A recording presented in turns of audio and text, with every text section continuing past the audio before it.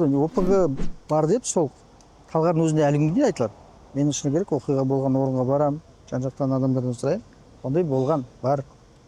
Бірақ енді бұл қылмыстық саясында оған белгілі бір құқықтық баға беріліп тұрған жоқ. Біле білсеңіздер, ана Нұрбол келгенде мен хуторским деп айтылады. Неге мысалға өткенде Қыржоба мынандай түсініктеме берді. Нұрғанат кезінде айтқан екен, сол балалармен төбелес болған, кейін сол жерде жаба салған деп. Сондықтан Қыржобада сондай күмән қорқыныш болған. Тағы да солардың балалары келіп төбелес болып кетер ме? Ал Ғайыпбаев Нұрғанат соларды таниды екен, өздері бейбіт түрде шешіле салады деген оймен шақырған ол. Бір төбелеске шақырмаған ол. Бір-бірін таниды деген мақсатта шақырған.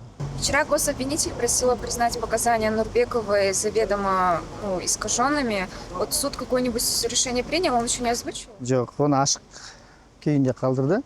Ол негізі жарыс сөзде де біз оны да айтамыз. Сот үкім шығарар кезде оған құқықтық баға береді.